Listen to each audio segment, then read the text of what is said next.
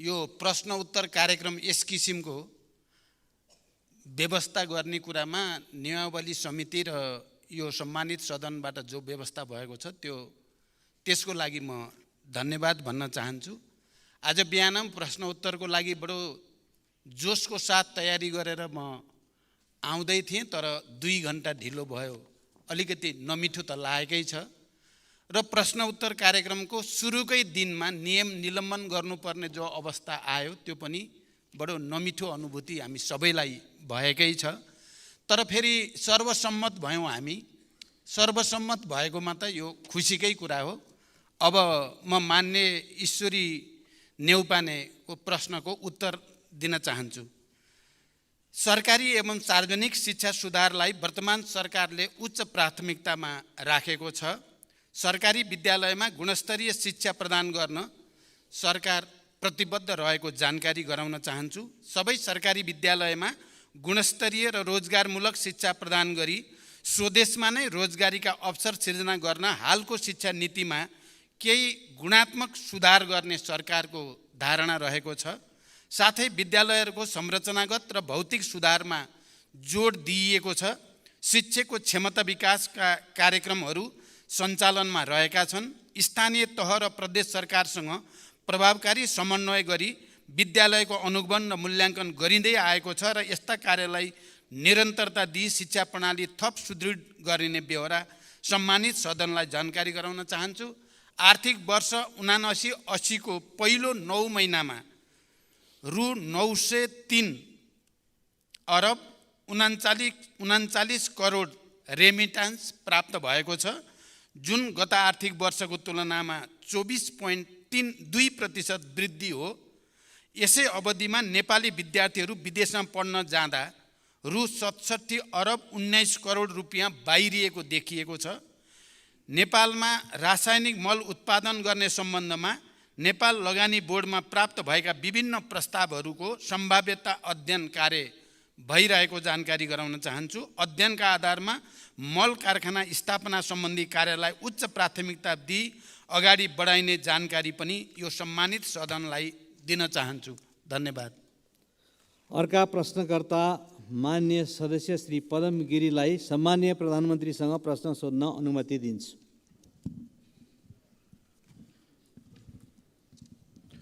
सम्मानीय सभामुख महोदय, सम्मानीय सभामुख महोदय मार्फत म प्रधानमन्त्रीज्यूलाई प्रश्न गर्नको लागि उपस्थित भएको छु। सम्मानीय प्रधानमन्त्रीज्यूलाई मैले प्रश्न गर्नको लागि एउटा प्रश्न तयार गरेको थिएँ। यही क्रममा देशका विभिन्न कुनाबाट गरिब किसानहरूले फोन गर्नुभयो। लम्पी स्किन भन्ने बिमारको कारणले हाम्रा गाईहरू धमाधम मर्न लागे। 100औं हजारौंको सङ्ख्यामा गाईहरू चाहिँ बिमारी भएका छन्, भ्याक्सिन पाइएको छैन। हाम्रो कुरा उठाइदिनुहोस् भनेर भन्नुभएको छ। फेरि मधेसतिरबाट धेरै साथीहरूले फोन गर्नुहुन्छ। हिजो बेलुकादेखि तारन्तर फोन आएको छ। हामी हजारौं युवाहरूले चाहिँ अहिले +2 पास गरेका नागरिकता पाएको छैन, नागरिकता विधेयक कहिले आउँछ सोधिदिनु होला भन्नुभएको छ। यस्ता धेरै प्रश्नहरूको बिचबाट म एउटा प्रश्न फेरि जुन पहिला नै मैले दर्ता गराएको थियो त्यो प्रश्न यहाँ म राख्न चाहन्छु। सभामुख महोदय, 50 खर्ब माथिको हाम्रो अर्थतन्त्रको आकार छ, तर सङ्घीय सरकारले सञ्चित कोषमा 159 अर्बले घाटामा छ। सभामुख महोदय, आयोजनाहरूको भुक्तानी दिन 80 अर्बभन्दा बढी बाँकी छ।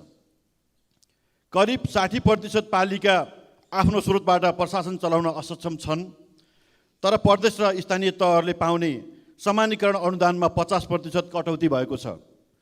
यस्तो परिस्थितिमा राज्यको अनिवार्य दायित्व कसरी निर्वाह गर्नुहुन्छ? म प्रधानमन्त्रीज्यूलाई म प्रश्न गर्न चाहन्छु। साथसाथै सङ्घको कोष खुम्चियो भन्दै प्रदेश र स्थानीय तहले पाउने अनुदान कटौती हुँदा उनीहरूले आफ्नो तजविजमा बनाउने योजना र खर्चको स्रोत भर्न कसरी हुन्छ? उनीहरूले गर्नै पर्ने अनिवार्य दायित्व कसरी पुरा गर्छन्? सरकारको आर्थिक मन्दीको सामना गर्ने योजना के छ? सभामुख महोदय मार्फत म सम्माननीय प्रधानमन्त्रीज्यूलाई यो प्रश्न राख्न चाहन्छु। धन्यवाद। सम्माननीय प्रधानमन्त्रीजी पुष्पकमल दाहाललाई उक्त प्रश्नको जवाफ दिन अनुमति दिन्छु। सभामुख महोदय, माननीयजीले पहिला प्रश्न गर्दा म अलिकति झस्किएँ। किनभने पहिला रातभरि गाईको निबन्ध पढेर आएको, बिहान प्रश्न आउँदा नदी आएपछि कसरी लेख्ने भन्ने समस्या परे जस्तै होला कि भन्ने डर लागेको थियो। तर फेरि मान्य सदस्यले दोस्रो भागमा निर्धारितै प्रश्न सोध्नुभयो, त्यसको लागि धन्यवाद। 72 सालको महाभूकम्प, कोभिड-19 को प्रभाव, अन्तर्राष्ट्रिय आर्थिक मन्दी लगायतका कारणबाट देशको अर्थतन्त्रको समग्र मागमा ह्रास आएको कुरा हामी सबैलाई ज्ञात नै छ। तरलताको सङ्कुचन हुनुको साथै घट्दो दरमा राजस्व परिचालन भएको र पुँजीगत खर्चमा अपेक्षित सुधार हुन नसकेको अवस्था पनि हामी सबैलाई जानकारी नै छ। अर्थतन्त्रका यस्ता चुनौतीहरूलाई सम्बोधन गर्न वित्तीय, मौद्रिक र क्षेत्रगत नीति तथा कार्यक्रमहरूमा आवश्यक सुधार गरी समष्टिगत आर्थिक स्थायित्व कायम गर्न सरकार प्रयत्नशील रहेको छ। विदेशी लगानीलाई प्राथमिकता दिँदै सरकार र निजी क्षेत्रको साझेदारीमा उत्पादन र उत्पादकत्व अभिवृद्धि गरी रोजगारी सृजना गर्ने खालका कार्यक्रमहरू सरकारको प्राथमिकतामा रहेका छन्। सरकारी खर्चमा मितव्ययिता कायम गरी फजुल खर्चको नियन्त्रण गरिएको छ। सरकारले राजस्व प्रशासनलाई थप सुदृढ र चुस्त बनाउँदै राजस्वको दायरा विस्तार गर्ने र राजस्व चुहावट, राष्ट्रिय पुँजी पलायन, अवैध कारोबारलाई कडाइका साथ नियन्त्रण गर्ने नीति सरकारले लिएको छ। सरकारका यी नीतिहरूको सकारात्मक प्रभावका सङ्केतहरू पनि सबैले देख्ने गरी आएकै छन्। विदेशी लगानीलाई प्रोत्साहन र स्वदेशी उद्योगलाई संरक्षण गरी आर्थिक भार कम गर्ने नीति सरकारको रहेको कुरा पनि म जानकारी गराउन चाहन्छु। यसका साथै वित्तीय संघीयताको प्रभावकारी कार्यान्वयन गरी खर्चको आवश्यकता र राजस्व क्षमताको आधारमा वित्तीय हस्तान्तरणको कार्यक्रमलाई सुदृढ गर्दै लगिनेछ। प्रदेश र स्थानीय सरकारको राजस्वको क्षमता वृद्धि गर्ने, करको दायरा वृद्धि गरी सक्षम र आत्मनिर्भर बनाउने कार्यक्रम पनि रहेको जानकारी गराउन चाहन्छु। धन्यवाद। अर्का प्रश्नकर्ता मान्य सदस्य श्री पूर्णबहादुर घरतीलाई म प्रधानमन्त्रीजीसँग प्रश्न सोध्न अनुमति दिन्छु। समय र अवसरका लागि सामान्य सभामुखलाई धन्यवाद। सामान्य प्रधानमन्त्रीज्यू, विरोध शान्ति सम्झौताको महत्त्वपूर्ण पाटो बेपत्ता पारिएका व्यक्तिहरूको छानबिन, सत्य निरूपण तथा मेलमिलाप सम्बन्धी कार्य शान्ति प्रक्रियाको 18 वर्षसम्म पनि कार्यान्वयन हुन सकिराखेको छैन। द्वन्द्वकालीन मुद्दाहरूलाई शान्ति सम्झौताको मर्मअनुसार समाधान गर्ने भन्दा पनि तत्कालीन विद्रोही पक्ष यानि कि माओवादीलाई फौजदारी अभियोग सम्बन्धी मुद्दाहरूद्वारा तह लगाउने आशयका अभिव्यक्ति र क्रियाकलापहरू सदनभित्र र बाहिर भइराखेका छन्। तपाईँ विरोध शान्ति सम्झौताको हस्ताक्षरकर्ता एवं तत्कालीन विद्रोही पक्षको सर्वोच्च कमान्डर हुनुहुन्छ। हाल तपाईँको नेतृत्वमा रहेको सरकारले यसको समाधानका लागि भए गरेका प्रयासहरू र जटिलताहरू के हुन् र कहिलेसम्म समाधान हुन्छ? धन्यवाद। सम्माननीय प्रधानमन्त्रीलाई उक्त प्रश्नको जवाफ दिन अनुमति दिन्छु। सभामुख महोदय, शान्ति प्रक्रिया र सङ्क्रमणकालीन न्याय सम्बन्धी सबै बाँकी कामहरू बृहत शान्ति सम्झौताको मर्म र भावना अनुसार समाधान गर्न सरकार दृढ र प्रयत्नशील छ। बेपत्ता पारिएका व्यक्तिको छानबिन आयोग र सत्य निरूपण तथा मेलमिलाप आयोगको सिफारिस समेतका आधारमा जनयुद्ध र जनआन्दोलनका घाइते र अपाङ्गता भएका व्यक्तिको पुनर्स्थापना र परिपूरणको कार्यलाई प्राथमिकताका साथ अगाडि बढाइनेछ र यसै सदनमा रहेको बेपत्ता पारिएका व्यक्तिको छानबिन र दुवै आयोग सम्बन्धी विधेयक संशोधन प्रक्रियामा छ र मैले सरकारको तर्फबाट यो विषयमा बृहत राजनीतिक सहमतिको निम्ति निरन्तर प्रयास गरेको कुरा पनि म यहाँ जानकारी गराउन चाहन्छु।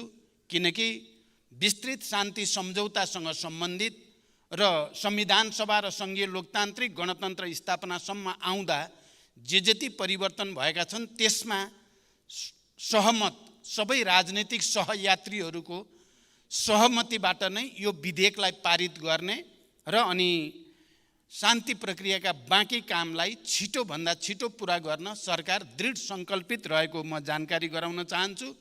जगन्य एउटा कुरा म आज यस सम्मानित सदनलाई के कुरा पनि स्मरण गराउन चाहन्छु भने जति बेला विस्तृत शान्ति सम्झौता भयो र यसै हलमा हामीले 7 राजनीतिक दलको तर्फबाट दिवंगत गिरिजाप्रसाद कोइरालाले र तत्कालीन विद्रोही पक्षको तर्फबाट मैले हस्ताक्षर गर्दै गर्दा हाम्रो एउटा बहस भएको थियो। हामीले विस्तृत शान्ति सम्झौता गरिसकेपछि र त्यो विस्तृत शान्ति सम्झौतालाई अन्तरिम संविधानको अङ्ग पनि बनाइसकिएपछि अब यो बेपत्ता छानबिन गर्ने कुरा या सत्य निरूपण र मेलमिलाप कायम गर्ने कुरालाई एकैचोटि सकिनुपर्छ भन्ने बहस पनि त्यति बेला भएको थियो 7 राजनीतिक दल र तत्कालीन विद्रोही पक्षको बीचमा। अझ मुख्यतः नेपाली कांग्रेसका सभापति तथा तत्कालीन प्रधानमन्त्री गिरिजाप्रसाद कोइरालाले यो समस्यालाई बाँकी राखिराख्नु उचित हुँदैन भन्ने धारणा राख्नुहुन्थ्यो र उहाँले पटक मलाई सुझाव दिने गर्नुहुन्थ्यो कि हामीले यसलाई फर्गिभ एन्ड फर्गेट गरौँ। अब जे भयो भयो, हामी अब शान्ति सम्झौतामा आइसकेपछि फेरि छानबिन गर्ने, दोषीलाई कारबाही गर्ने कुरातिर लाग्दा त्यसले शान्ति प्रक्रियामा नै अप्ठ्यारो आउन सक्छ भन्ने गर्नुहुन्थ्यो। मैले विद्रोहीको एक हस्ताक्षरकर्ताको नाताले मैले त्यसो गर्न हुँदैन भन्ने गर्दथेँ र जघन्य अपराधमा संलग्नलाई कुनै पनि प्रकारको उन्मुक्ति नदिने प्रतिबद्धता सहित मैले दिवंगत गिरिजाप्रसाद कोइराला आदरणीय नेतालाई त्यसको निम्ति कन्भिन्स गरेको थिएँ। म आज यो सम्मानित सदनलाई यो जानकारी होस् भनेर म यो कुरा प्रश्न गर्न चाहन्छु।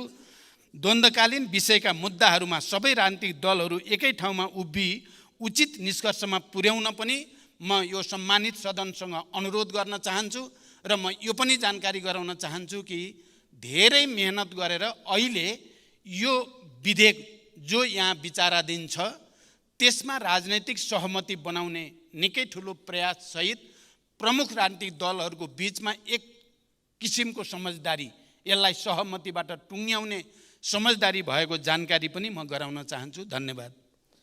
अर्का प्रश्नकर्ता मान्य सदस्य श्री शिशिर खनाललाई सम्मान्य प्रधानमन्त्रीजीसँग प्रश्न सोध्न अनुमति दिन्छु। सम्माननीय सभामुख महोदय, धन्यवाद।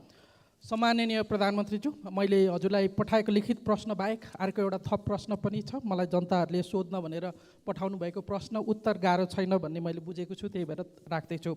2073 साउनमा यहाँको नेतृत्वको सरकारले तराई मधेस र थारूवट आन्दोलनको छानबिन गर्न लाल आयोग गठन गर्यो। त्यसपछि यहाँहरू पटक पटक सरकारमा जानुभयो। सरकारका न्यूनतम साझा कार्यक्रममा रिपोर्ट सार्वजनिक गर्ने भन्ने पनि लेखियो। 7 वर्षपछि यहाँको नेतृत्वमा पुनः सरकार बनेको छ। थारूवट आन्दोलनको जगमा उठेको उन्मुक्ति पार्टी पनि सरकारमा छ। रिपोर्ट चाहिँ सरकारले सार्वजनिक गर्छ कि गर्दैन, कहिलेसम्म गर्छ? त्यस्तै करोडौँ खर्च गरेर बनेको उच्च स्तरीय शिक्षा आयोगले बनाएको रिपोर्ट पनि आजसम्म सार्वजनिक भएको छैन, त्यो हुन्छ कि हुँदैन? त्यस्तै गरी पछिल्लो उपनिर्वाचनमा यहाँ लगायत पूर्व प्रधानमन्त्रीहरू हेलिकप्टर चढेर हाम्रा उम्मेदवारहरू हराउन जिल्ला जिल्ला जानुभयो। गठबन्धनका उम्मेदवारलाई मन्त्री बनाउने आश्वासन पनि दिनुभयो। त्यो आश्वासन आफैमा आचार संहिताको विपरीत थियो कि थिएन, त्यो नैतिकताको प्रश्न म आज सोध्दिनँ। म आज तपाईँलाई म के सोध्न चाहन्छु भने त्यो हेलिकप्टरको खर्च जनताको रगत पसिनाले उठेको करले तिर्छ कि हजुरको गोजीबाट तिरिन्छ? धन्यवाद।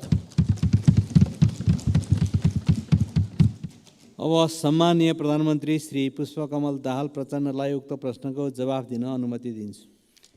सभामुख महोदय, म प्रश्नकर्ता माननीयलाई धन्यवाद भन्न चाहन्छु। तपाईँले धेरै गम्भीर र संवेदनशील प्रश्न अगाडि सार्नु भएको छ।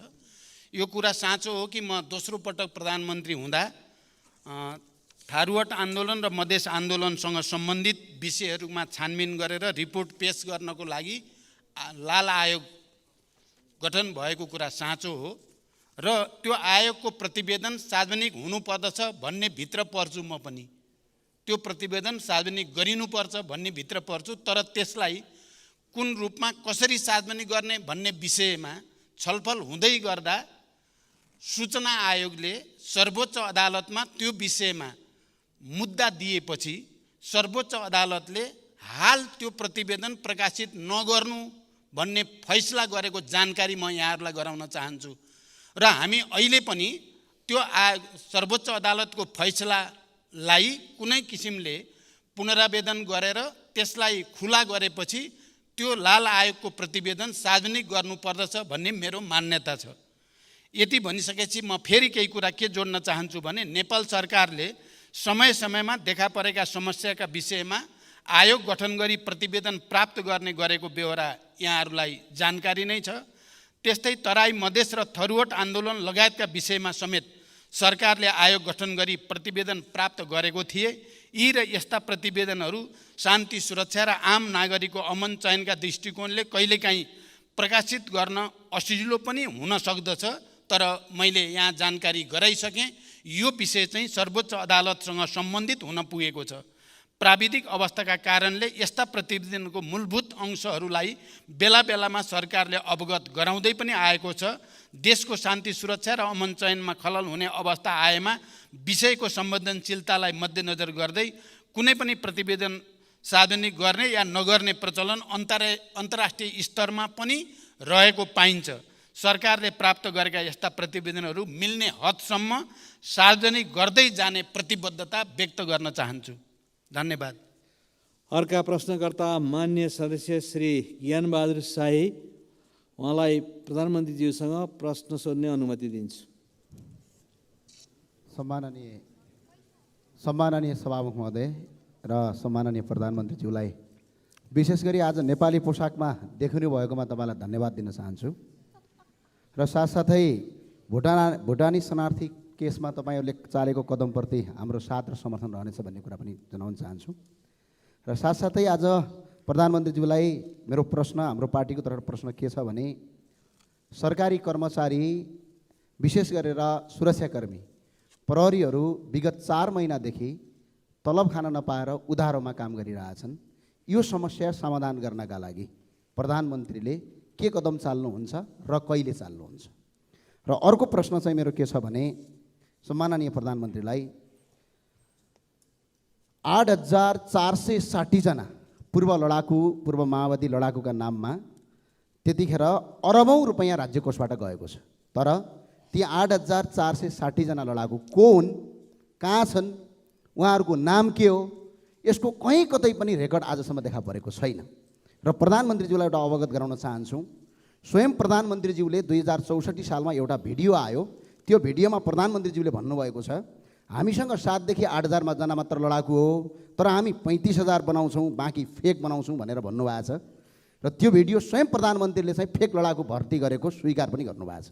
र साथसाथै म अहिले प्रधानमन्त्रीज्यूलाई अर्को के भन्न चाहन्छु भने, त्यो 8,460 जना लडाकुको नाममा विगत करिब 5 वर्षसम्म राज्य कोषबाट अरबौं रुपैयाँ तपाईँको राज्य कोषबाट गएर व्यापक भ्रष्टाचार भयो भन्ने छ आरोप। तपाईँलाई नै छ त्यो आरोप।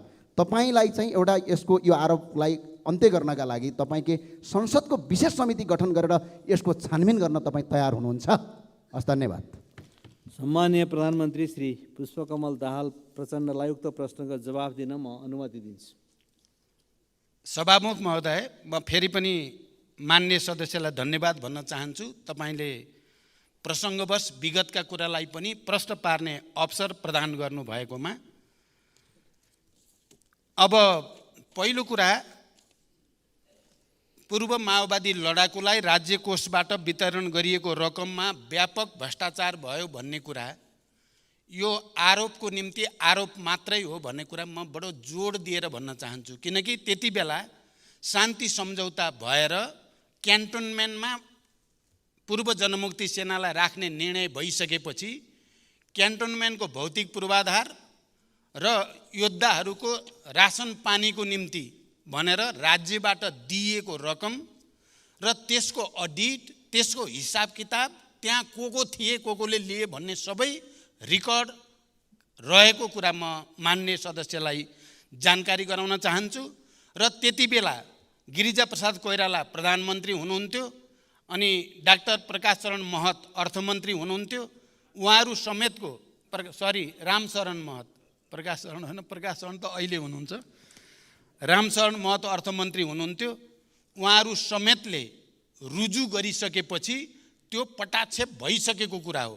यसलाई अहिले राजनीतिक आग्रह र पूर्वाग्रहका साथ उठाउने गरिएको देख्दा म आफै आश्चर्यमा पर्ने गरेको छु।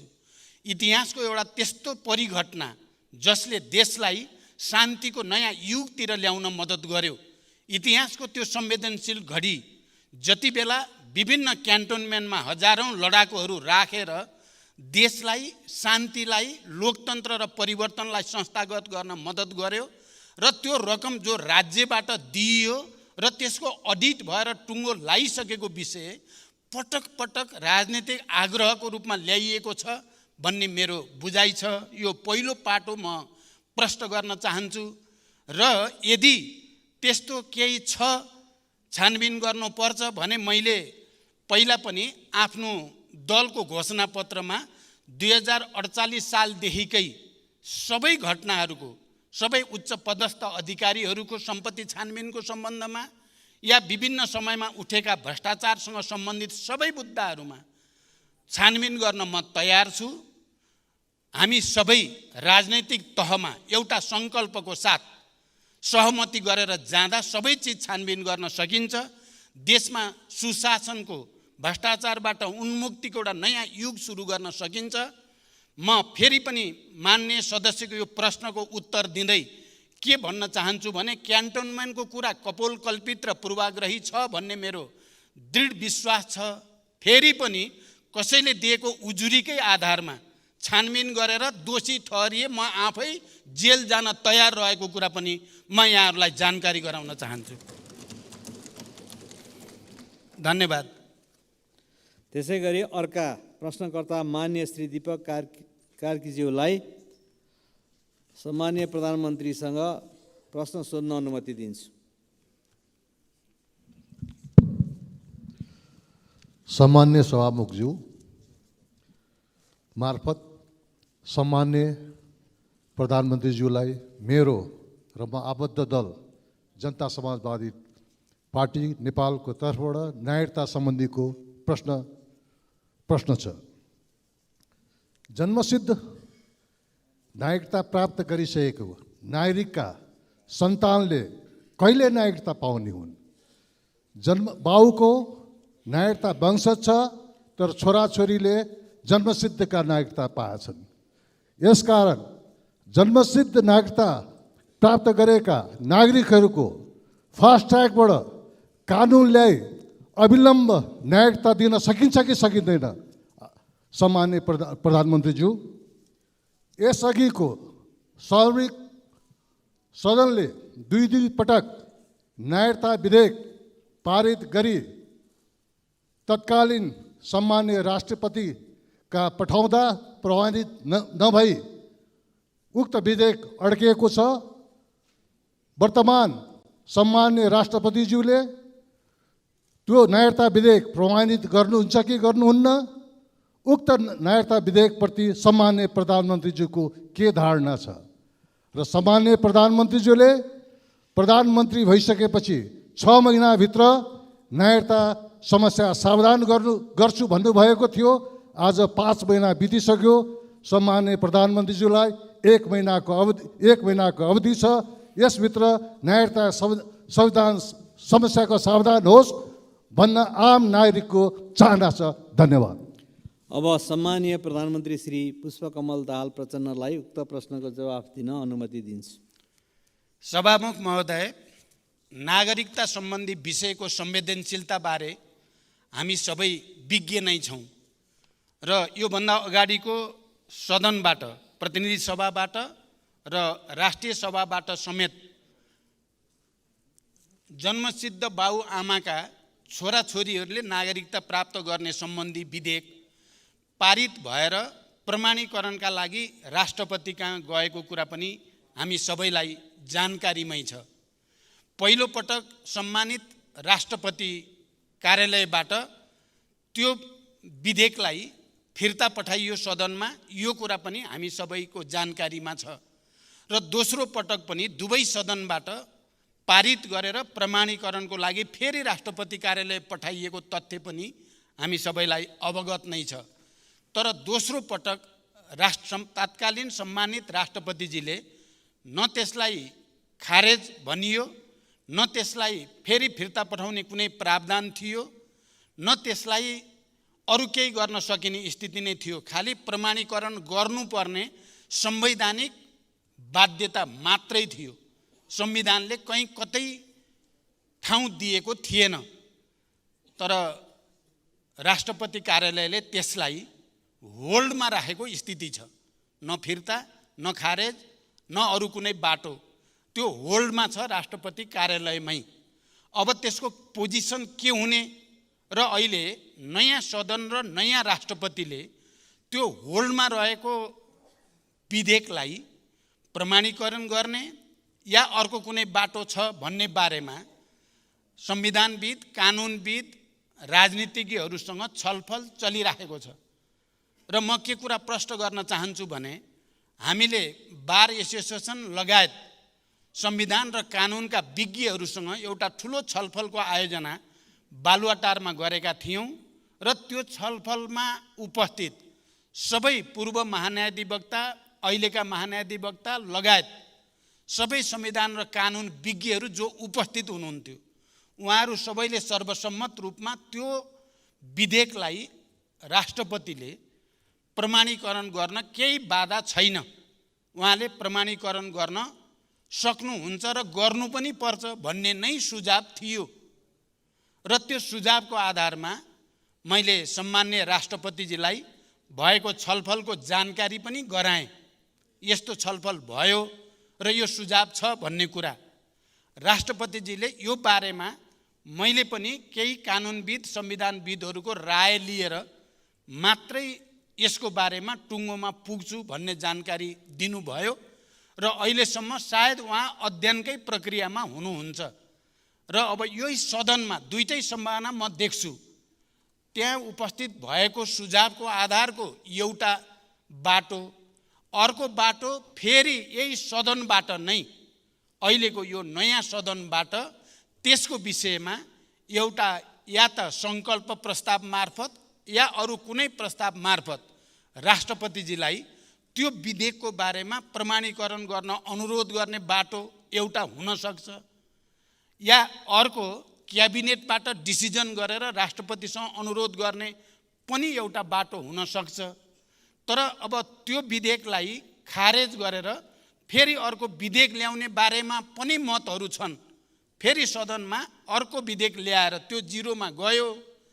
त्यसकारण अब त्यो जिरोमा गइसकेको विधेयकलाई, अब मृत भइसकेको विधेयकलाई जीवित मान्न सकिँदैन भन्ने मत पनि सदनभित्र पनि छ, सदन बाहिर पनि छ।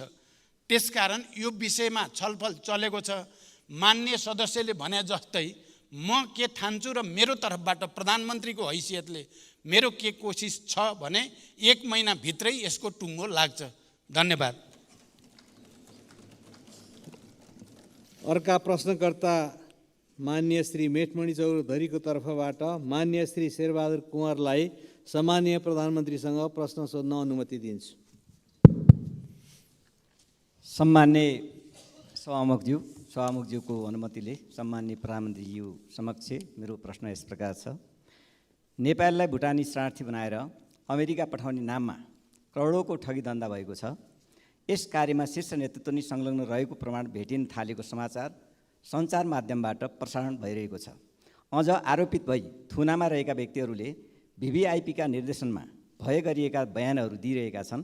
खासमा यो के कुरा हो? मानौँ अहिलेका VVIPहरूका संलग्न भएको प्रमाणहरू जुट्यो भने के गर्नुहुन्छ? उहाँहरूलाई कारबाहीको दायरामा ल्याउनुहुन्छ कि हुँदैन? पहिलो प्रश्न।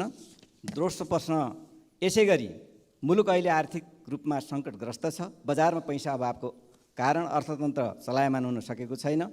जनताहरूलाई छाक जुटाउन मुस्किल परिरहेको छ। यो अवस्था कहिलेसम्म रहने? समाधानको लागि प्रधानमन्त्रीज्यूसँग योजना के छ? धन्यवाद। सम्माननीय प्रधानमन्त्रीलाई उक्त प्रश्नको जवाफ दिन अनुमति दिन्छु। सभामुख महोदय,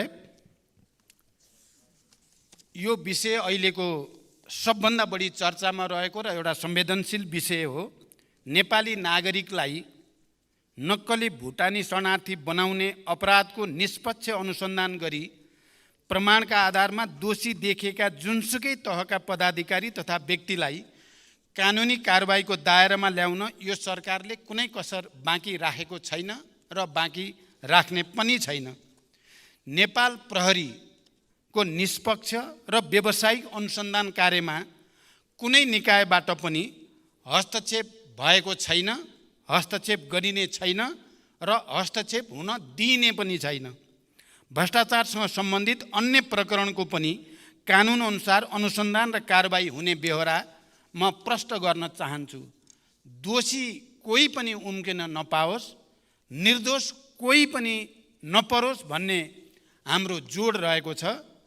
जुनसुकै तह र तबकाका भए पनि यो अपराधमा संलग्न जो कोही पनि कानुनको दायरामा आउने नै छन् र त्यो प्रक्रिया अगाडि बढी पनि सक्नुभएको छ। मान्यले सोधे जस्तो भिआइपीहरू भिभिआइपीहरू पनि परि त राखेका छन्। त्यसकारण यसमा स्वतन्त्र र निष्पक्ष रूपले छानबिन भइरहेको कुरा त्यसले प्रमाणित गर्दछ।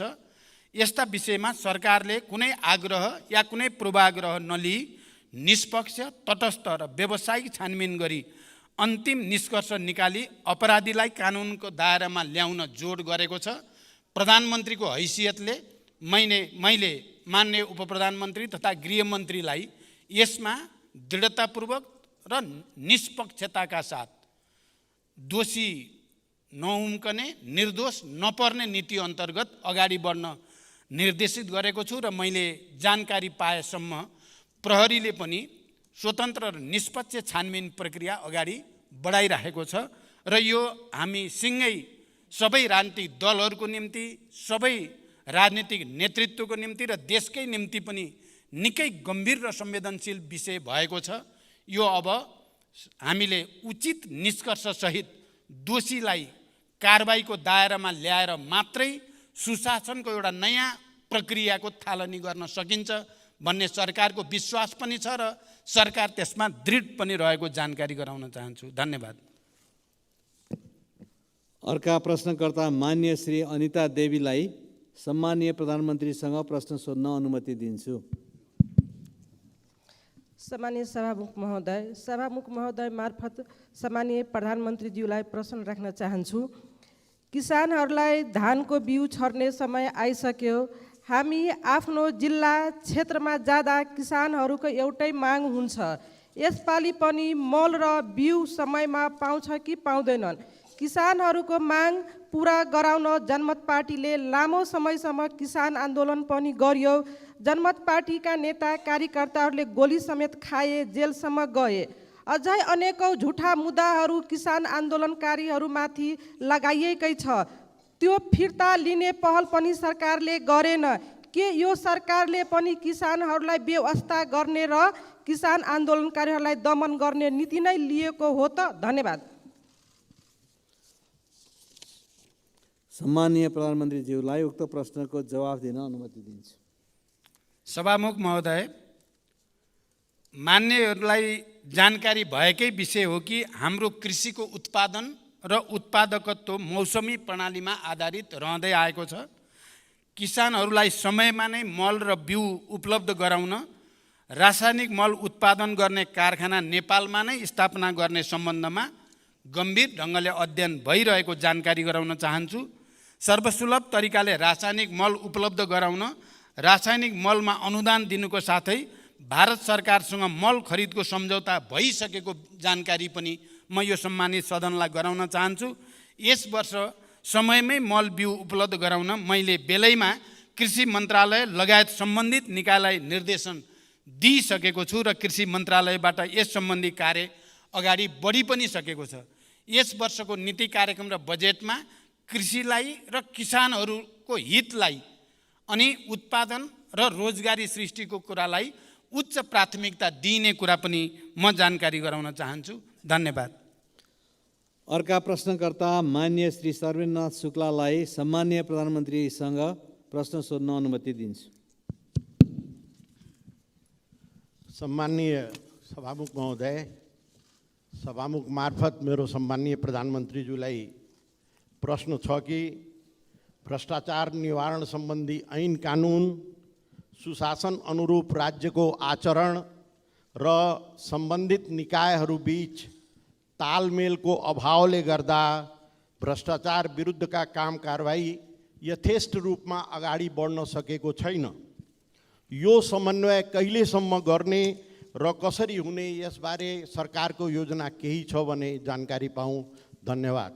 सम्मानीय प्रधानमन्त्रीलाई उक्त प्रश्नको जवाफ दिन अनुमति दिन्छु।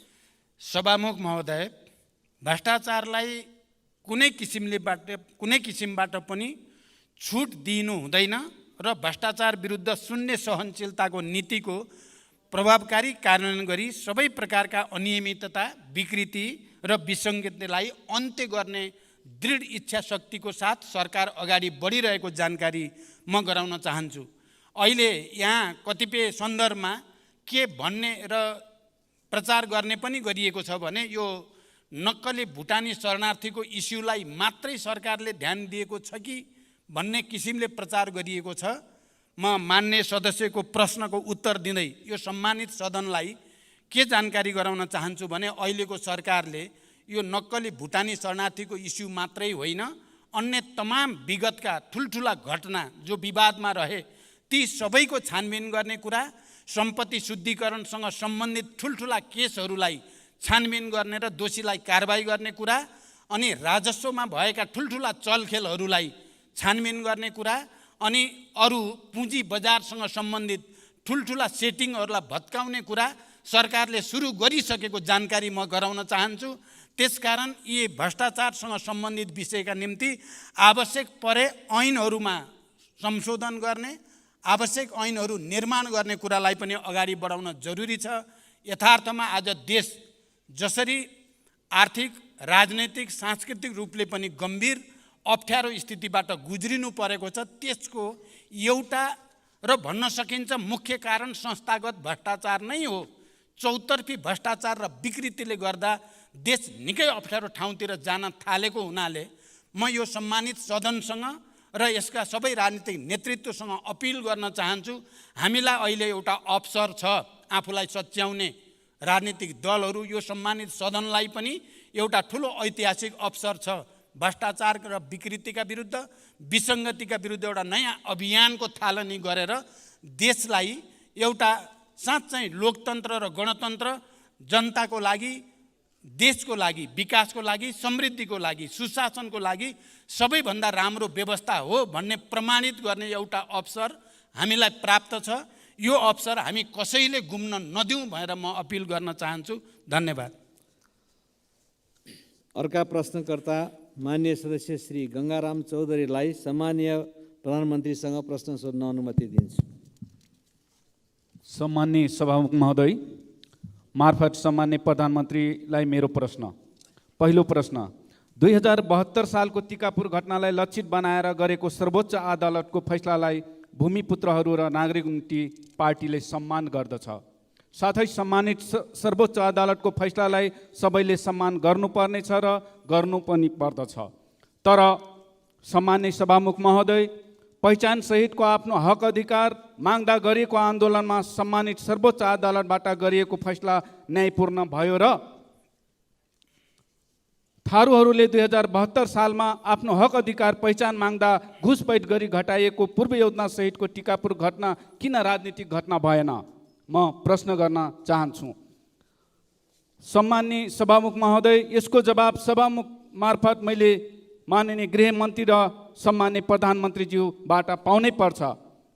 दोस्रो प्रश्न, सभामुख महोदय, माननीय रेशम चौधरी लगायत टिकापुर राजबन्दीहरू अन्यायमा परेका छन्। टिकापुर घटनापछि गृषलाल चन्दको संयोजकत्वमा लाल आयोग प्रतिवेदन तयार गरिएको थियो, तर हालसम्म त्यो लाल आयोग प्रतिवेदन कहाँ छ, कोसँग छ, त्यसको जिम्मेवारी कसले लिएको छ, त्यो प्रतिवेदन सरकार किन लुकाइएर राखेको छ? सम्मानित अदालतको फैसला स्वीकारेर हाम्रा नेता जेलमा बस्नुपर्ने, तर सरकारले सम्मान्य अदालतको फैसला नतिर्ने? सम्मानित सर्वोच्च अदालतले लाल आयोग प्रतिवेदनलाई सार्वजनिक गर्न नदिएको जानकारी अहिले सम्मान्य प्रधानमन्त्रीज्यूबाट मैले पाएँ, तर सम्मानित सर्वोच्च अदालतले लाल आयोग प्रतिवेदनलाई सार्वजनिक गर्न दिएको आदेशलाई पनि हालसम्म सरकारले सार्वजनिक गराउन नसक्नु कति अन्यायपूर्ण छ। सभामुख महोदय, त्यो लाल आयोग प्रतिवेदन सार्वजनिक गर्न आखिर सरकारलाई बाधा अर्चन हुने समस्या के छ, कहाँ छ? त्यसको के रहस्य लुकेको छ त्यो प्रतिवेदनमा? कुन जाडुको छरी छ? अरू को फस्दैछन् त्यो प्रतिवेदनमा? कतै अरू राजनीतिक दलका कार्यकर्ता र नेता बचाउनलाई त्यो प्रतिवेदन लुकाएर राखेको त होइन? सभामुख महोदय, म सभामुख महोदय मार्फत आज प्रधानमन्त्रीज्यूलाई प्रश्न गर्न चाहे, लालायक प्रतिवेदन सार्वजनिक गर्न किन सरकार डराइरहेको छ? र अन्तमा मैले सभामुख महोदय, भर्खरै टिकापुर घटनाको कारण 7 वर्ष जेल जीवन बिताउने सीताराम थारू निर्दोष साबित भएर कारागार मुक्त भएका छन्। उहाँको 7 वर्ष जेल जीवनको क्षतिपूर्ति कसले दिने? त्यसैले सभामुख महोदय, टिकापुर घटनामा सफाई पाएका ती सबै निर्दोषलाई सरकारले अविलम्ब क्षतिपूर्ति दिनुपर्छ। र अन्तमा मेरो तेस्रो प्रश्न के छ भनेपछि, हालसम्म सुदूरपश्चिम सरकार बन्न नसक्नुको राज के हो? सभामुख महोदय मार्फत म प्रधानमन्त्रीज्यूलाई, सामान्य प्रधानमन्त्रीज्यूलाई प्रश्न गर्न चाहे। सरकार बनेको 5 महिना पुग्दैछ, हालसम्म सुदूरपश्चिम सरकार बनाउन नसक्ने सरकार के कारणले बन्न सकेको छैन? धन्यवाद। सम्माननीय प्रधानमन्त्रीज्यूलाई उक्त प्रश्नको जवाफ दिन अनुमति दिन्छु। सभामुख महोदय, मान्य सदस्यले एउटा प्रश्नको ठाउँमा 4-5 वटा प्रश्न जोडेर गर्नुभयो। केही छैन, ठिक छ। लालायकको प्रतिवेदनबारे मैले अघि नै प्रश्न गरिसकेको छु र सरकार यो प्रतिवेदन सार्वजनिक गर्ने पक्षमा नै छ भन्ने कुरा पनि मैले अघि नै भनिसकेको छु। किनकि म नै प्रधानमन्त्री हुँदा नै यो आयोग गठन भएको हुनाले, तर त्यसमा जे व्यवहारिक र कानुनी जटिलता छन् तिनलाई फुकाएर मात्रै त्यसलाई सार्वजनिक गर्न सकिन्छ भन्ने कुरा म प्रश्न गर्न चाहन्छु। र राजनीतिक आन्दोलनका कारण जेल जीवन बिताइरहेका बन्दीहरूका सम्बन्धमा सरकारको यसै सम्मानित संसदमा विधेयक प्रस्तुत भइसकेको छ र विधेयक छिटै निष्कर्षमा पुग्ने पनि म विश्वास व्यक्त गर्न चाहन्छु।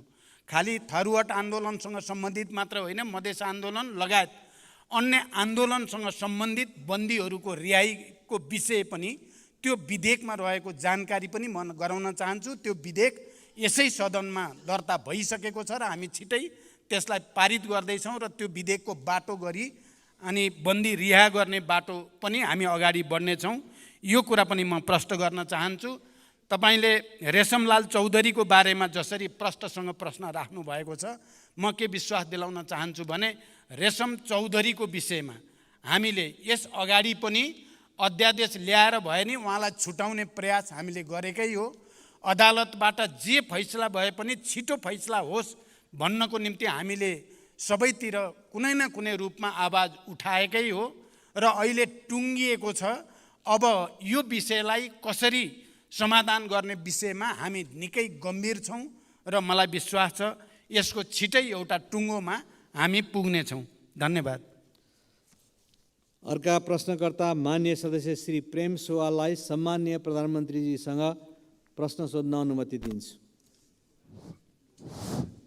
सभामुख महोदय, सभामुखज्यू मार्फत प्रधानमन्त्रीजीलाई जिज्ञासा राख्न चाहन्छु। प्रधानमन्त्रीजीले नेपाललाई स्विजरल्यान्ड र सिङ्गापुर जस्तै बनाउने भन्नुहुन्थ्यो। ती दुवै देश कस्ता थिए? अहिले नेपाललाई, नेपाली नागरिकलाई नक्कली भुटानी शरणार्थी बनाउने देश किन बनाउनु भयो? नक्कली भुटानी शरणार्थी बनाउने नाउँमा राज्य विरुद्धको कसुर, मानव बेचबिखन तथा वसार प्रसार, सङ्गठित अपराध, सरकारी कागजात छाप तथा दस्तखत कृत्य, सार्वजनिक सम्पत्ति दुरुपयोग, सरकारी गाडीमा भ्रष्टाचारको करोडौँ रुपियाँ वसार प्रसार, ठगी लगायत काण्ड मचाएका आरोपीहरूलाई के कस्तो कारबाही हुने हो त्यो यहाँले केही अनुमान गर्नुभएको छ? यसमा प्रधानमन्त्री हुनुभएकाहरू सबै जिम्मेवार हुनु पर्दैन र? यति बेलै 3 दलबीच सहमति पनि भयो समिति भागभन्डा लगायतमा। यो नक्कली भुटानी शरणार्थी काण्डका आरोपीहरूलाई उन्मुक्ति दिने तयारी त होइन? महान्यायाधिवक्ताको कार्यालयले तत्कालीन सरकारी ललिता निवासको सरकारी जग्गा व्यक्तिको नाममा दर्ता गर्ने मुद्दालाई दर्तै गर्न लगाएन। के यो नक्कली भुटानी शरणार्थीको मुद्दा पनि महान्यायाधिवक्ताको कार्यालयले फलानालाई छोडिदिनु, फलानालाई मुद्दा दिनु भनेर आदेश दिने हो कि अथवा मुद्दै नलाग्ने हो कि? र महान्यायाधिवक्ताको कार्यालयलाई प्रधानमन्त्रीद्वारा त्यस्तो आदेश जाने हो कि? र साथसाथै खोप विश्वविद्यालय विधेयक पारित नभई ज्ञानमा आधारित अर्थतन्त्र निर्माण कसरी हुन्छ? धन्यवाद। सम्माननीय प्रधानमन्त्रीलाई उक्त प्रश्नको जवाफ दिन अनुमति दिन्छु। सभामुख महोदय, नेपाली नागरिकलाई नक्कली भुटानी शरणार्थी बनाउने सङ्गठित अपराधका सम्बन्धमा मैले यसअघि नै धेरै प्रश्न पारिसकेको छु। सरकार पुरै दृढ छ, कसैप्रति पनि कुनै आग्रह र पूर्वाग्रह राखिने छैन, कुनै पनि अपराधीलाई छुट दिइने छैन। यति भनिसकेपछि म मान्य सदस्य र उहाँ मार्फत यो सम्मानित सदनलाई के कुरा प्रश्न गर्न चाहन्छु भने यो केस चाहिँ, यो इस्यु भनौँ मुद्दा अब कुनै पार्टी विशेषको, सरकार विशेषको या कुनै नेता विशेषको मात्रै रहेको छैन। यो आम जनताको विषय भइसकेको छ। यो विषय राष्ट्रिय मात्रै होइन, यो अन्तर्राष्ट्रिय विषय पनि भइसकेको छ।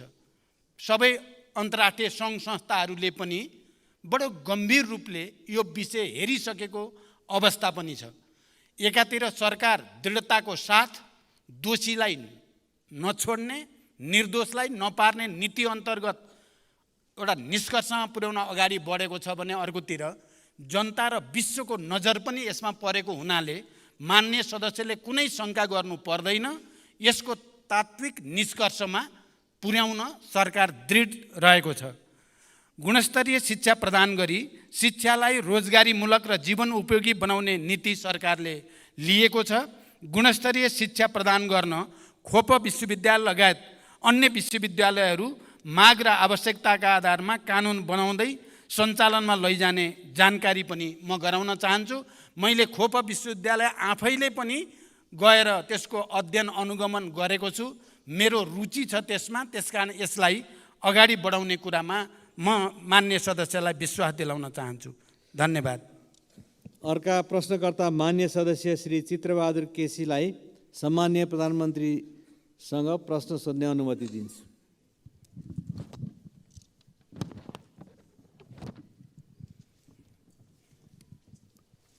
सम्माननीय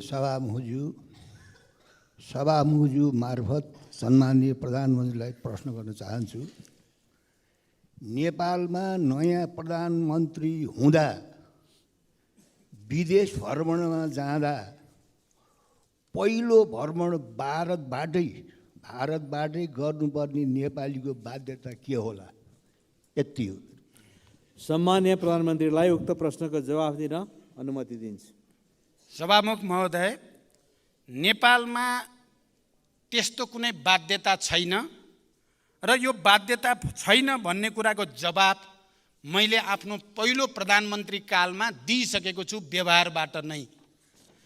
तर भारतसँगको हाम्रो सिमाना, खुला सिमाना, हाम्रो आर्थिक, व्यापारिक, राजनीतिक, सांस्कृतिक सम्बन्धको विशिष्टताको कारणले त्यो प्रचलन रहेको भए पनि त्यस्तो कुनै राजनीतिक बाध्यता भने हामीलाई छैन र त्यो कुरा हामीले प्रमाणित पनि गरिसकेका छौँ। धन्यवाद। त्यस्तै अर्का प्रश्नकर्ता मान्य सदस्य श्री प्रभु शाहलाई सम्माननीय प्रधानमन्त्रीसँग प्रश्न सोध्ने अनुमति दिन्छु। सम्माननीय सभामुखज्यू मार्फत सम्माननीय प्रधानमन्त्रीजीलाई प्रश्न गर्न चाहन्छु। अहिलेसम्म नेपाली नागरिकता त्यागेर विदेशी नागरिकता लिनेहरूको सङ्ख्या कति हो? उनीहरू किन नेपाल त्यागे? नेपाल छोडेपछि उनीहरूको सम्पत्तिको अवस्था के छ? विदेश लग्यो भने के कति सम्पत्ति लग्यो? यसलाई रोक्न सरकारले अहिलेसम्म के कस्तो कदम चालेको छ? विदेशमा नेपालीहरूले लुकाएर राखेको ब्ल्याक मनी कति हो र त्यसको छानबिन र फिर्ता ल्याउन सरकारले के गरिरहेको छ? आज नेपालमा किन नेपालीहरू भविष्य देख्न छोड्यो? त्यससँगै अर्को प्रश्न, गौर हत्याकाण्डको छानबिन के भइरहेको छ? अपराधीलाई कानुनको दायरामा ल्याउँछ कि ल्याउँदैन? पीडितहरूले न्याय पाउँछ कि पाउँदैन? धन्यवाद। सम्माननीय प्रधानमन्त्रीलाई उक्त प्रश्नको जवाफ दिन अनुमति दिन्छु।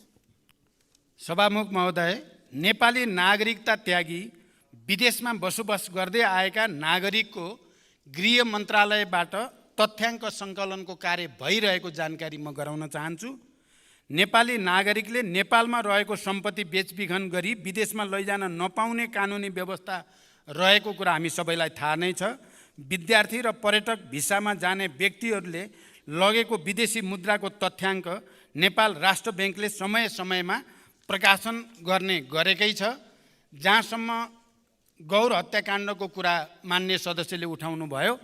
म चाहिँ के पक्षमा छु भने विगतका ती सबै विभत्स र भयानक हत्याकाण्डहरूको नयाँ चेहराबाट छानबिन हुनुपर्दछ। चाहे त्यो गौरको केस होस्, चाहे त्यो भयानक दरबार हत्याकाण्ड, नेपालको इतिहासकै सबभन्दा विभत्स हत्याकाण्डको पनि नयाँ चेहराबाट छानबिन हुनुपर्दछ। अहिले जे जसरी फेरि ती कुरालाई बिर्साउने कोसिस भइराखेको छ, त्यसलाई हामीले गम्भीर रूपमा लिनुपर्दछ भन्ने म ठान्छु। मदन आश्रितको बारेमा पनि नयाँ चेहराबाट छानबिन हुनुपर्दछ भन्ने म ठान्दछु। तर यसको निम्ति हामी सबैले गम्भीर रूपले विचार विमर्श गरेर उपयुक्त बाटो पहिल्याउनु पर्छ भन्ने मेरो विश्वास छ। धन्यवाद। अर्का प्रश्नकर्ता माननीय सदस्य डाक्टर अमरेश कुमार सिंहलाई सम्माननीय प्रधानमन्त्रीसँग प्रश्न सोध्न अनुमति दिन्छु। सम्मानीय सभामुख महोदय, सभामुख मार्फत सम्मानीय प्रधानमन्त्रीजीलाई केही प्रश्न राख्न चाहन्छु। 2063 सालपछि ठुला ठुला भ्रष्टाचारका काण्डहरू पोखरा विमानस्थल, आयल निगमको जग्गा खरिद, काठमाडौँ निजगत फास्ट्याग, वाइड बडी जहाज खरिद, ओम्नी काण्ड, नेपाल ट्रस्टको जग्गा लिज प्रक्रिया, एनसेलको कर छुट, बालुवाटारको ललिता निवास जग्गा काण्ड छानबिन कहिलेदेखि सुरु हुन्छ? साथै आम नेपाली नागरिकले राजनीति रहित गुणस्तरीय सहज एवं सुलभ तरिकाले शिक्षा, स्वास्थ्य, न्याय एवं रोजगारी र किसानले समयमै मल, बिउ र उत्पादनको चाहिँ उचित बजार पाउने दिन कहिले आउँछ?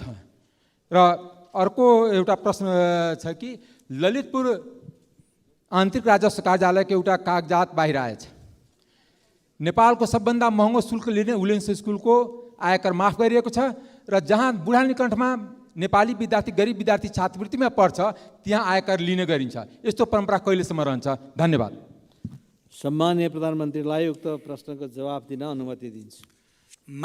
मान्य सदस्यज्यूले उठाउनु भएको यो प्रश्नका उत्तरहरू मैले अघिल्ला उत्तरहरूमा दिइसकेको छु। त्यसकारण यी सबै ठुल्ठुला काण्डहरू, हत्याकाण्डहरू या भ्रष्टाचारका काण्डहरूको छानबिन प्रक्रिया अगाडि बढाउने बारे सरकार गम्भीर रूपले लागिरहेको जानकारी म फेरि दोहोऱ्याउन चाहन्छु। र अन्य विषयहरू चाहिँ को बारेमा तपाईँले ध्यान आकर्षण गराउनु भएको छ, ध्यान आकर्षण भएको कुरा पनि म जानकारी गराउँछु। धन्यवाद। अर्का प्रश्नकर्ता माननीय सदस्य श्री योगेन्द्र मण्डललाई सम्माननीय प्रधानमन्त्रीसँग प्रश्न सोध्न अनुमति दिन्छु। सम्माननीय सभामुख महोदय, सम्माननीय सभामुख महोदय मार्फत प्रधानमन्त्रीज्यूलाई मेरो प्रश्नभन्दा पनि संसदको पहिलो बैठकमा प्रधानमन्त्रीज्यूले आफ्नो भनाइ राख्दा धेरै राम्रा उच्च विचार, देश बनाउने विचारहरू राख्नु भएको थियो। त्यो विचारहरू अहिले पनि झल्झली आइरहेछ। त्यो मध्ये बेरोजगारी, 50 लाख गरिब किसानहरूको कुरा उठाउनु भएको थियो। त्यसमा पनि विशेष गरी नागरिकताको विषय 6 महिनाभित्र नागरिकताको समस्या समाधान गर्छु भनेर भन्नुभएको थियो। त्यसै सन्दर्भमा अहिले भर्खर प्रधानमन्त्रीले जवाब पनि दिनुभयो, 6 महिना 1 महिनाभित्र गर्छु। र यो 1 महिनाभित्र गर्छु भन्दाखेरि हामी कति प्रतिशतले विश्वस्त हौँ कि कन्फर्म यसपालि 1 महिनाभित्र यो नागरिकता हुन्छ? यो मेरो प्रश्न हो। र सँगसँगै अहिले सुन्नमा आएको खास गरी खेलाडीहरू, जुन अन्तर्राष्ट्रिय खेलाडी जुन भएको छ अहिले हाम्रो नेपालको, जुन गौरव हामीलाई गौरव दिलाएको छ, ती खेलाडीहरूलाई रकम दिने, आर्थिक सहयोग गर्ने सरकारले घोषणा गर्ने र त्यो चाहिँ पहिला पनि घोषणा गरेको र भर्खर अस्ति घोषणा गरेको पनि पहिला पनि नपाएको भन्ने सुन्न आएको छ। के हो? म अनुरोध गर्न चाहन्छु। धन्यवाद। सम्माननीय प्रधानमन्त्रीज्यूलाई उक्त प्रश्नको जवाफ दिन अनुमति दिन्छु। सभामुख महोदय, नागरिकता समस्या समाधान सम्बन्धमा म प्रधानमन्त्री हुँदै गर्दा दुईटा गठबन्धन अगाडि आए। बडो यो पनि एउटा संयोग नै भन्नुपर्दछ। र दुवै गठबन्धनले साझा न्यूनतम कार्यक्रमको घोषणा गर्दै गर्दा नागरिकताको मुद्दालाई 6 महिनाभित्र समाधान गर्ने कमिटमेन्ट, प्रतिबद्धता व्यक्त गरिएको छ। यहाँ अघि मान्य सदस्यले 6 महिनामध्ये 5 महिना बित्यो, अब कति लाग्छ भनेर सोधेको सन्दर्भमा मैले केही व्याख्यासहित अब 1 महिनाभित्र यसलाई टुङ्ग्याउन सकिन्छ भनेर मैले विश्वास दिलाएको छु। तपाईँले प्रतिशतमा सोध्नुभयो, 1 महिनाभित्र मेरो विचारमा 100% नै यो समस्या समाधान गर्नुपर्छ, गर्न सकिन्छ। धन्यवाद। अर्का प्रश्नकर्ता मान्य सदस्य श्री दीपक गिरीलाई म सम्माननीय प्रधानमन्त्रीज्यूलाई आफ्नो प्रश्न राख्न अनुमति दिन्छु। सम्मान्य सभामुखज्यू, म सम्मान्य सभामुखज्यू मार्फत प्रधानमन्त्रीजीलाई एउटा प्रश्न राख्न गइरहेको छु। 7 दशक पहिला विक्रम सम्वत 2011 सालमा स्थापना भएको दाङ तुलसीपुर स्थित ऐतिहासिक र मध्यपश्चिम जनताको लागि महत्त्वपूर्ण तरिगाउँ विमानस्थल हालसम्म स्तर उन्नति हुन सकेन। हाल तपाईँको प्रधानमन्त्री कालमा ATR 72 वा सो सरह जहाज अवतरण र उडान गर्न सक्ने गरी सो विमानस्थलको धावन मार्ग स्तर उन्नति हुँदैछ भन्ने र चर्चा चलेको छ। आगामी अब 2080-81 मा तरिगाउँ विमानस्थलको धावन मार्ग स्तरोन्नति गर्न नेपाल सरकारसँग के कस्तो योजना र रणनीति रहेको छ? धन्यवाद। जय नेपाल। सम्माननीय प्रधानमन्त्रीलाई उक्त प्रश्नको जवाफ दिन अनुमति दिन्छु। सभामुख महोदय, देशको एउटा मेरुदण्डकै रूपमा रहेको हवाई सेवालाई सुरक्षित, भरपर्दो, व्यवस्थित र अन्तर्राष्ट्रिय स्तरको बनाउन सरकार प्रयत्नशील रहेको कुरा म जानकारी गराउन चाहन्छु। दाङ तुलसीपुर स्थित तरिगाउँ विमानस्थललाई क्षेत्रीय विमानस्थलका रूपमा विकास गर्न संस्कृति, पर्यटन तथा नागरिक उड्डयन मन्त्रालयले सम्भाव्यता अध्ययन गरिसकेको छ। यसलाई स्तरोन्नति गर्ने कार्यलाई उच्च प्राथमिकतामा राखिएको छ। हामीले अन्तर्राष्ट्रिय स्तरको विमानस्थल निर्माणको कुरालाई प्राथमिकतामा राखेका छौँ, तर त्यसको बारेमा जति गम्भीर ढङ्गले विचार गरिनुपर्ने हो, कुन हवाई मैदान सबभन्दा पहिला बनाउनु पर्ने हो, कुन पछि बनाउनु पर्ने हो भन्नेमा कहीँ न कहीँ हामी चुकेको महसुस हुन्छ। हामीले फास्ट ट्र्याक भनेर अरबौँ खर्च गरेर फास्ट ट्र्याक रोड बन्दैछ, सेनाले त्यसलाई अगाडि बढाइरहेको छ। यहाँहरूलाई जानकारी भएकै छ, केही दिन अगाडि मात्रै म लगायत सरकारको एउटा उच्चस्तरीय टोलीले त्यसको अनुगमन भ्रमण पनि गर्यो। त्यो फास्ट ट्र्याक रोड यथार्थमा तराई मधेसलाई र मुख्यतः निजगढ विमानस्थललाई टार्गेट गरेर बनाउने निर्णय गरिएको। त्यसकारण निजगढ विमानस्थललाई अगाडि बढाउने कुरामा पनि सरकार प्रतिबद्ध छ र समग्रमा नेपालको हवाई सेवालाई व्यवस्थित गर्ने कुरामा सरकार दृढताको साथ अगाडि बढेको जानकारी गराउन चाहन्छु। धन्यवाद। अर्का प्रश्नकर्ता मान्य सदस्य श्री रघुजी पन्तलाई सम्माननीय प्रधानमन्त्रीसँग आफ्नो प्रश्न राख्न अनुमति दिन्छु।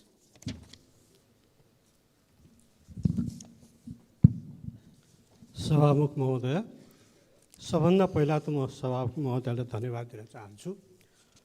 प्रत्येक महिनाको पहिलो हप्ता प्रधानमन्त्रीसँग प्रत्यक्ष प्रश्न सोध्न पाइने हाम्रो नियमावलीको दफा 56 को 1 मा उल्लेख भए पनि 5 महिनापछि आज यो सुदिन आएको छ।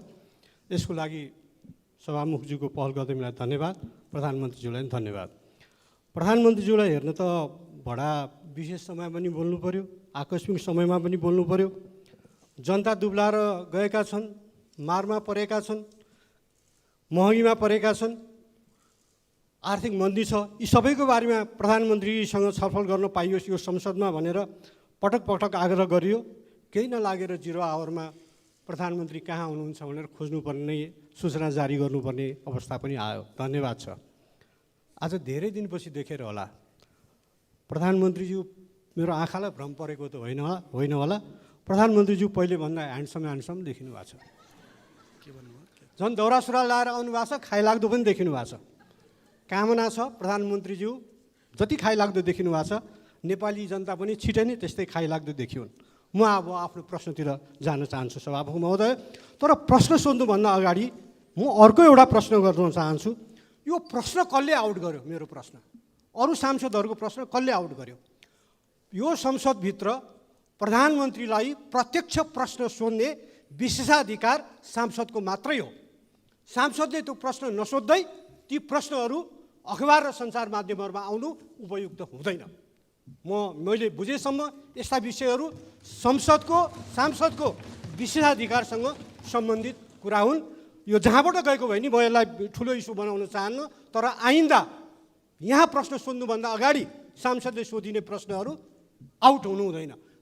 हाई स्कुलको प्रश्न आउट भए पनि, कलेजको प्रश्न आउट भए पनि, संसदको प्रश्न आउट भए पनि त्यो राम्रो मानिँदैन। मेरो प्रश्न छ,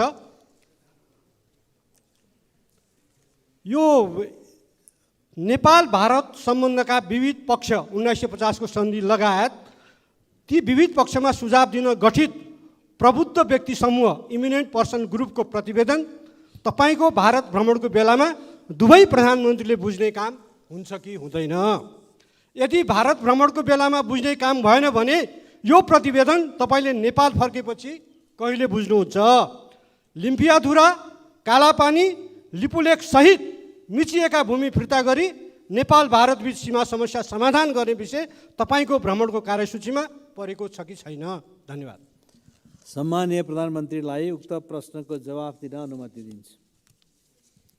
सभामुख महोदय, मान्य सदस्यले मेरो अलि धेरै नै प्रशंसा भनौँ कि व्यङ्ग के भन्ने हो, त्यसको लागि धन्यवाद। म धेरै खाइलाग्दो भएको छु जस्तो लागेको छैन। मेरो तौल चाहिँ घटिराखेको छ, देख्दाखेरि तपाईँले राम्रो देख्नुभएछ। तपाईँको आँखालाई पनि धन्यवाद। अब अर्को चाहिँ मान्य सदस्यले बडो मार्मिक ढङ्गले राख्नुभयो। यो सदनमा मान्य सदस्यहरूले प्रत्यक्ष रूपमा प्रधानमन्त्रीलाई सोध्ने प्रश्न पहिले नै मिडियामा आउनु राम्रो होइन, यसमा सतर्क हुनुपर्छ र यसलाई रोकिनुपर्छ भन्ने कुरा। अघि एकछिन मेरो कार्यकक्षमा त्यहाँ थोरै व्यङ्ग जस्तो पनि भयो। एकजना मान्य सदस्यले भन्नुभयो पहिल्यै गएछ प्रश्न, मैले सोधेँ मेरो उत्तर पनि आछ कि छैन बाहिर? अब मेरो उत्तर पनि बाहिर आइसकेको छ भने त सदन बस्नै परेन। प्रश्न पनि आइसकेको छ, तर उत्तर आएको रहेनछ। कम्तीमा त्यो कुरा चाहिँ गनिमत भन्नुपर्छ। जहाँसम्म भारत भ्रमणबारे कुरा मान्य सदस्यले राख्नु भएको छ, यी सबै गम्भीर विषयमा इपिजी रिपोर्टदेखि लिएर सीमा समस्यासँग सम्बन्धित विषयहरू, हाम्रो जमिनसँग सम्बन्धित विषयहरूमा पनि हामीले के कुरा प्रश्न गरेका छौँ भने हाम्रो 1 इन्च जमिन पनि हामी छोड्न सक्दैनौँ, हामीलाई छिमेकीको 1 इन्च जमिन पनि चाहिँदैन। यो नीति अन्तर्गत हामी नेपालका सबै राजनीतिक दलहरू र यो सम्मानित सदन सबै नै हामी एकमत नै छौँ। त्यही मान्यताभित्र रहेर नै भारत सरकारसँग कुराकानी हुन्छ। जहाँसम्म त्यसलाई बुझ्ने या नबुझ्ने कुरा रिपोर्टलाई या देशभित्र आएपछि के हुन्छ भन्ने कुरा भारत भ्रमणमा गएर कुरा गरिसकेपछिको परिस्थितिमा मात्रै भन्न सकिन्छ। तर म के विश्वास दिलाउन चाहन्छु भने नेपालको राष्ट्रिय हित, नेपालको राष्ट्रिय एकता, अखण्डता र स्वाधीनतामा कुनै किसिमको सम्झौता या कुनै किसिमको भ्रम पर्न दिइने छैन। यति विश्वास चाहिँ म दिलाउन सक्छु। धन्यवाद। अर्का प्रश्नकर्ता मान्य सदस्य श्री दिलेन्द्र प्रसाद बडुललाई सम्माननीय प्रधानमन्त्रीसँग आफ्नो प्रश्न राख्न अनुमति दिन्छु। सम्माननीय सभामुख महोदय, सम्माननीय प्रधानमन्त्रीलाई मेरो प्रश्न छ। सम्माननीय प्रधानमन्त्रीको आसन्न भारत भ्रमणमा देशको पश्चिमोत्तर सीमा कालापानी, लिफुलेक र लिम्पियाधुराको सीमा विवादको एजेन्डा समावेश छ या छैन? यस सन्दर्भमा उच्चस्तरीय वार्ताको कूटनीतिक तयारी के छ? स्पष्ट जानकारी चाहियो। हस्, धन्यवाद। सम्माननीय प्रधानमन्त्रीलाई उक्त प्रश्नको जवाफ दिन अनुमति दिन्छु। सभामुख महोदय, नेपालको परराष्ट्र नीति संयुक्त राष्ट्रसङ्घको बडापत्र, असंलग्नता र पञ्चशीलको सिद्धान्तमा आधारित रहेको कुरा यो सम्मानित सदनलाई जानकारी नै छ।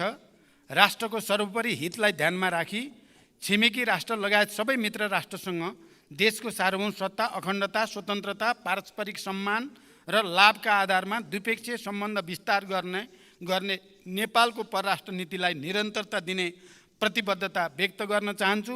सीमा सम्बन्धी सबै समस्याहरू पनि कूटनैतिक माध्यमबाट समाधान गरिने र छिमेकी मित्र राष्ट्रहरूसँग सौहार्द र घनिष्ठ सम्बन्ध कायम गर्ने नीति सरकारले लिएको छ।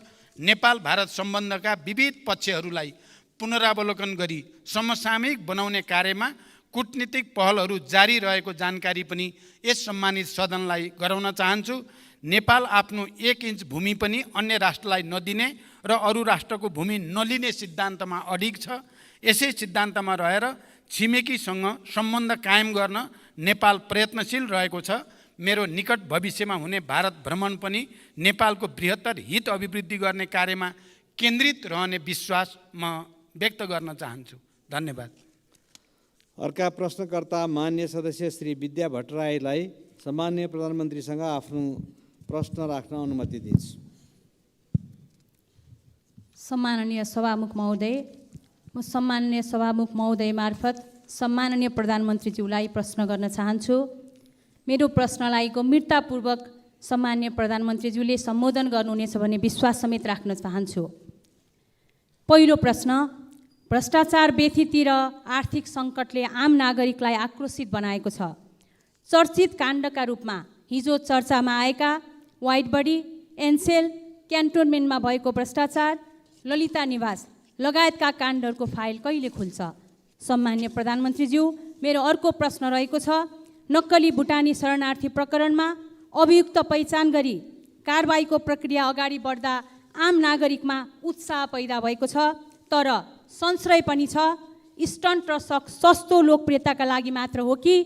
यदि होइन भने अनुसन्धानको निष्पक्षता र पारदर्शिता कसरी रहन्छ भन्ने आम नागरिकको जिज्ञासामा सम्मानित सदनलाई सम्माननीय प्रधानमन्त्रीज्यूले कसरी विश्वस्त बनाउन सक्नुहुन्छ? धन्यवाद। सम्माननीय प्रधानमन्त्रीलाई उक्त प्रश्नको जवाफ दिन अनुमति दिन्छु। सभामुख महोदय, भ्रष्टाचारसँग सम्बन्धित सबै प्रकरणको कानुन अनुसार अनुसन्धान र कारबाही हुने ब्यहोरा मैले अघिल्ला प्रश्नहरूका सन्दर्भमा पनि विस्तृत रूपमा र दृढताका साथ अगाडि राखिसकेको छु। सङ्गठित अपराध र भ्रष्टाचारलाई कुनै हालतमा छुट दिने छैन र भ्रष्टाचार विरुद्ध शून्य सहनशीलताको नीतिको प्रभावकारी कार्यान्वयन गर्ने व्यवस्था मिलाउन सरकार दृढ छ।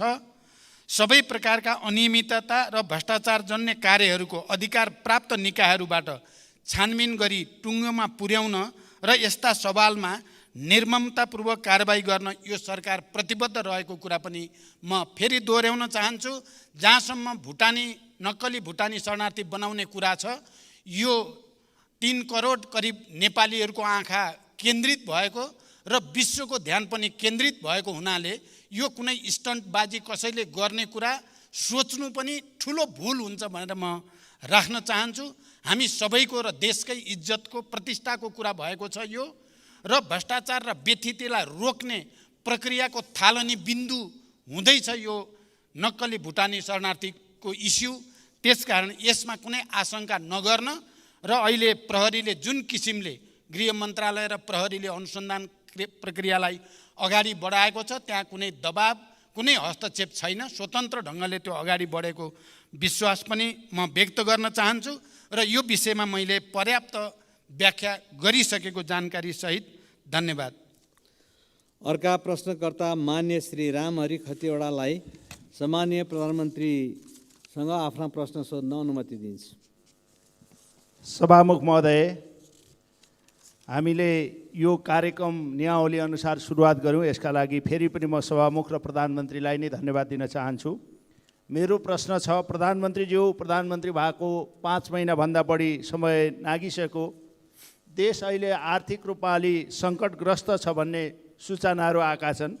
देशको आर्थिक स्तर उन्नतिका लागि र सुशासनका लागि के योजनाहरू प्रधानमन्त्रीले पेश गर्नुभएको छ? राजनीति स्थिरताका लागि नयाँ कार्यक्रमहरू के छन्? अझ ग्रामीण जनताको जीवन स्तर उकास्न कस्ता कार्यक्रमहरू जनताका बिचमा ल्याइँदैछ? भ्रष्टाचार निर्मूलनमा प्रधानमन्त्रीले प्रतिबद्धता गर्नुभएको छ। मेरो र तेरो भन्ने छुट्याउने प्रचलन हुन्छ हुन्न? र भूकम्प पीडितहरूलाई 72 सालमा गएको भूकम्पले क्षति भएका भूकम्प पीडितहरूलाई पहिलो किस्ताको 50,000 दिएर दोस्रो र तेस्रो किस्ताको घर बनिसकेपछि पनि अहिलेसम्म रकम नगएको 6,119वटा भूकम्प पीडितहरू छन्। उहाँहरूलाई कहिले त्यो रकम जान्छ र थप 1 लाख रुपियाँ दिने भनेर सरकारले निर्णय गरेको थियो, त्यो पनि कहिले जान्छ भनेर अनुरोध गर्न चाहन्छु। र र सभामुख महोदय, करिब यो प्रश्न पनि अन्तिम होला। प्रधानमन्त्रीलाई ह्यान्डसम देख्ने चलन पनि यहाँ देखेका छौँ। सधैँ प्रधानमन्त्री आएपछि अलि ह्यान्डसम देख्ने पद्धति पनि कम होला। संसदमा उपस्थित भयो भने अरूले पनि ह्यान्डसम देख्ने, हामीले पनि देख्ने पद्धतिको विकास होस्। एउटा अन्त्यमा प्रश्न छ, देशको संसद अहिले आमरण अनसनमा बस्नु भएको छ सभामुखलाई विकास निर्माणका कार्यक्रम लिएर। यो कुरा सदन र सरकारलाई जानकारी छ कि छैन? धन्यवाद। सम्माननीय प्रधानमन्त्रीलाई उक्त प्रश्नको जवाफ दिन अनुमति दिन्छु। सभामुख महोदय, वर्तमान सरकार गठन भएपछि अर्थतन्त्रमा सुधार ल्याउने कुरालाई उच्च प्राथमिकतामा राखेको छ र त्यसको निम्ति विभिन्न उपाय र कदमहरू चालिएको छ। मौद्रिक नीति र वित्तीय नीतिको बीचमा सामञ्जस्यता ल्याउनको लागि राष्ट्र ब्याङ्क र अर्थ मन्त्रालयका बीचमा लगातार छलफल बहस गर्दै सहजीकरण गर्ने प्रक्रिया अगाडि बढेको छ। यी सबै सचेत र इमान्दार पहलकै कारण अहिले विप्रेषण र विदेशी मुद्रा सञ्चितिमा उल्लेख्य सुधार भएको छ।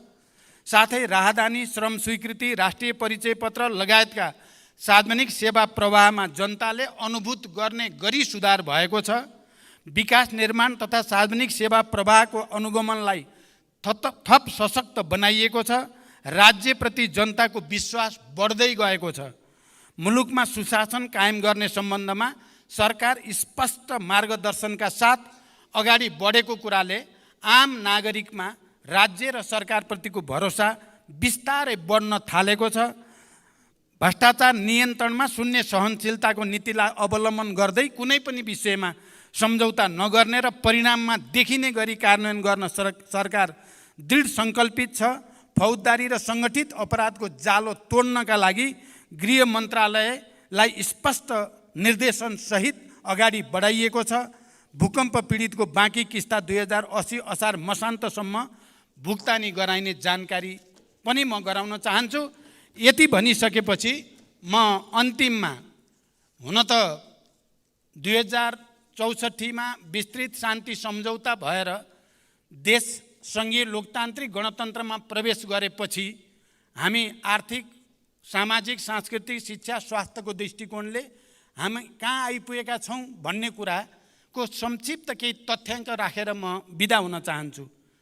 64 र अहिले 79 को तुलना गर्दा यो नेपाल सरकारकै तथ्याङ्क विभागको सूचना हो। म शिक्षाको क्षेत्रमा के प्रगति भयो, कहाँ समस्या छ। 2064 सालमा प्राइमरी स्कुलहरूको सङ्ख्या 30,924 थियो, अहिले त्यो बढेर 35,187 भएको छ। माध्यमिक तहका विद्यालयहरूको सङ्ख्या 10,636 थियो, त्यो अहिले बढेर 17,183 भएको छ।